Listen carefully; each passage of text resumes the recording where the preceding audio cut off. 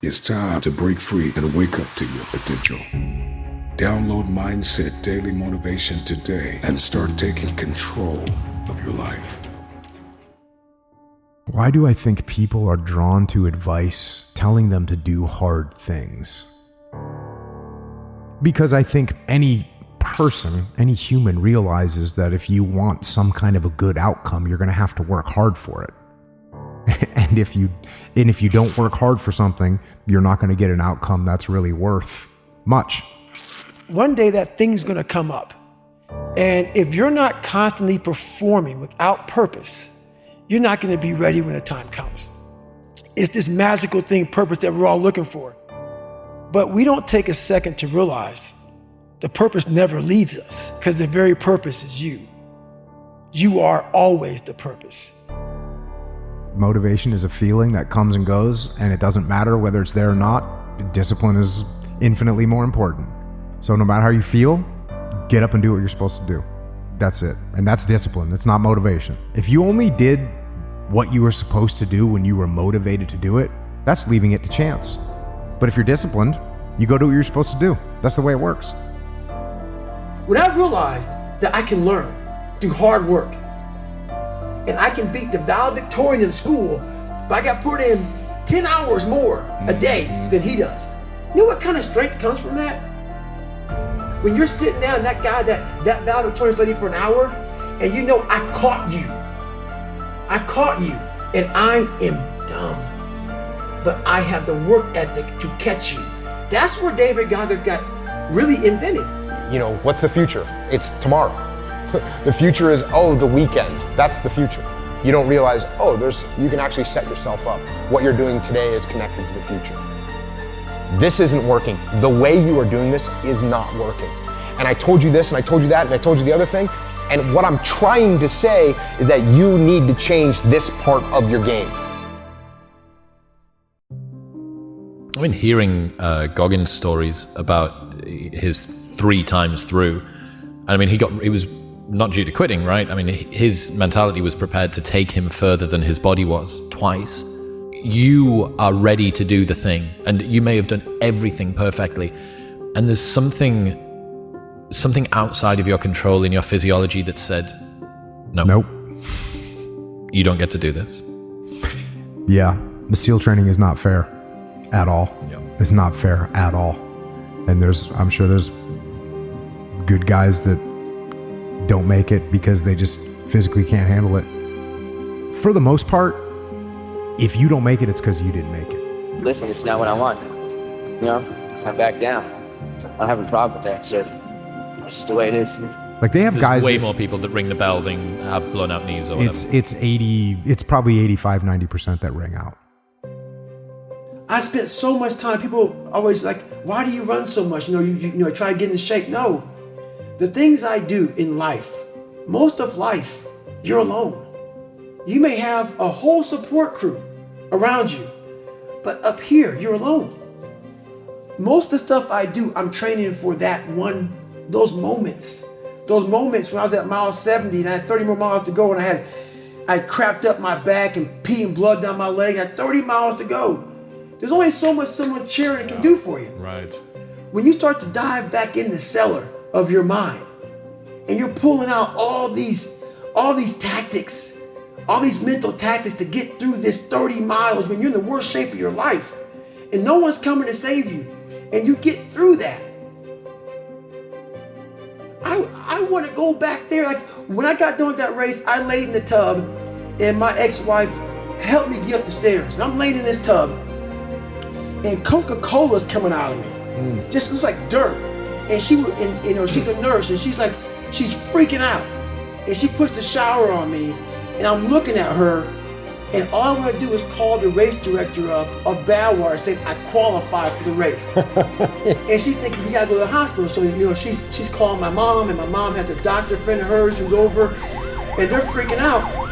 And I said, everybody, just shut up. Wow. Shut up. I'm in the worst pain in my entire life, and no one would ever understand this. No one.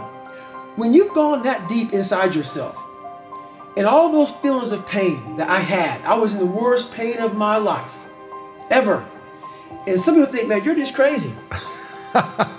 No, when you've done that, and you figured out so much on your own, and all that pain and discomfort I had in that tub, laying there, passing out, everything, was confirmation of what I just figured out. I just figured out the code. You have to be willing to go there. You have to be willing to really go there. Not surface. I don't live on the surface of anything. Yeah. Surface is what got me where I was at. It got me from 175 pounds to 300 pounds. Telling everybody I'm good. I don't give a damn. I'm good. No, they're hollow words. A lot of us speak in hollow words. I used to speak in hollow words. I don't do it anymore. Everything that comes out of my mouth has substance. It's real. They don't know me, son. Get it. 18. They don't know me, son. We all have these feelings in our bodies, in our minds, in our souls. I act on mine. A lot of us who are afraid of something, we allow our minds to choose the path of least resistance, so we go a different route. When I'm afraid of something, it's telling me you must conquer this that. thing. You must do that. Yeah. You have to go that way. And most of us don't understand that mentality.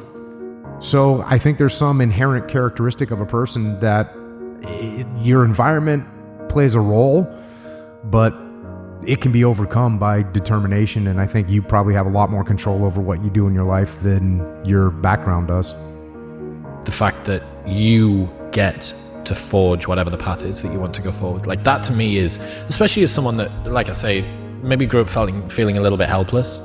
The fact that you realize, hang on, if I put this amount of work in and I dedicate myself and I'm committed and so on and so forth, the fact that you can come out the other side of that and realize that it has real world returns to you it's phenomenal. Yeah, that kind of recognition is what allows people to move on in life and take control of their life and make things happen.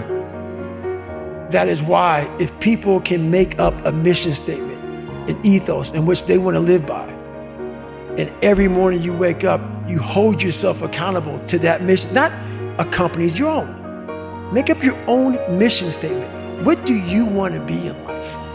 And once you do that, now you can work with somebody to get better. You can work with yourself to get better. But until you know what you want to stand for, you will always just be sitting down. You'll never stand for anything.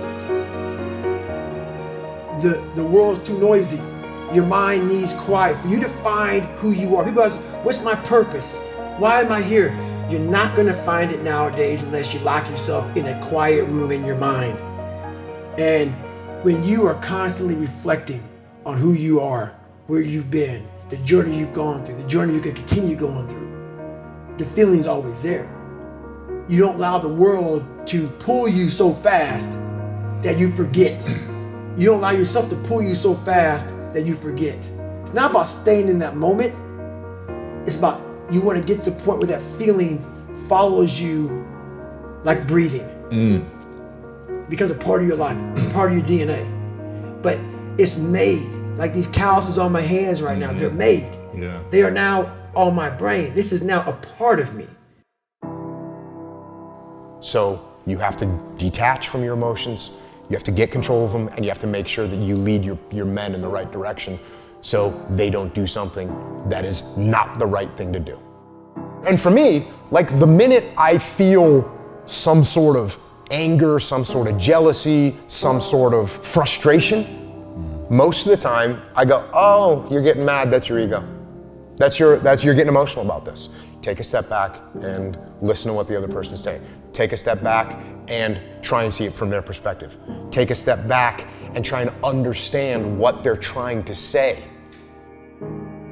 What's amazing about the human mind is that it becomes your new norm. Like to think that I can run 200 miles, 240 miles, and that becomes like running 50. I never thought that was possible. This is why I'm always pushing that limit, because I know that within pushing these limits, there's always more.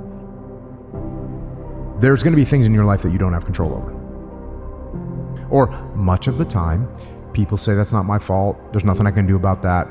When there's something that's not right, when there's something going wrong, it's something it's a mistake that I made. I did something wrong. Because I can just about guarantee that everything is my fault. As far as like as an individual person, there's going to be things in your life that you don't have control over. You know, one of the early questions that I got asked about this, you know, like for instance, someone gets a terrible disease, and you know, or their kids gets a terrible disease, a random disease that's through no fault of anyone. The kid gets sick or the person gets sick, and no, there's nothing you can do about that. What you can take ownership, though, is how you respond to that situation, and so that's what you have to do. There's things that you can control. There's things you can't control. Now, I will tell you that human beings can control a lot more than they think they can, and oftentimes it's pretty easy just to say, oh, that's not me, that's not on me. And I think that's the whole genesis of the idea of extreme ownership, is most of the time, or much of the time, people say that's not my fault, there's nothing I can do about that. And more often than people think, there is something you can do about it, and you can, and it is your fault. What was the greatest lesson your mom taught you growing up? She doesn't know how much she taught me, because she wasn't much in the teaching mode. My dad took her soul. But what I did as a young kid is I observed everybody. I wasn't really smart in the books, but I was real smart when it came to life. And I was able to sit back and watch her mistakes. I was able to see how she struggled through life and how I don't want to struggle through life. She never picked me up. The biggest thing she did for me, and this is honest to God truth, and she doesn't even know she did it. When I would bust my ass, and I would fail, when I was at the bottom of the sewer, she never picked me up. She never gave me that cookie and said, hey son, you know, it's gonna be okay. She didn't have time for that. And sometimes she gets upset when I talk about my past, because it paints her out to be not the best mom. If I had any kind of mom in that kind of environment, I would have never made it. Because she forced me, for every reason, she forced me to, you better figure this out, or you're gonna be a statistic. And this is something that she didn't sit down and tell me.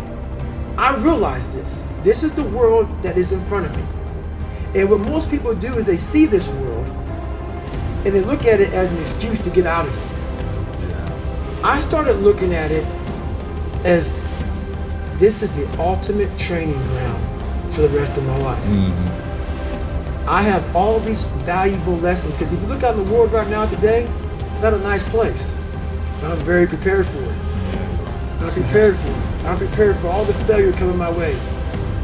And what I realized was that the guys that were working harder, for the most part, were good SEALs. Now, there's just some people that are just way talented. Would show up, 3 minutes before a run or 3 minutes before we do a shooting competition, and they could just walk through it, no problem. Right. And that's great for them. It wasn't me. I'm not that great at anything. But I saw other guys that might not be great at anything either, but they worked hard. They showed up to work early. They did the drills that they were supposed to do. They had discipline.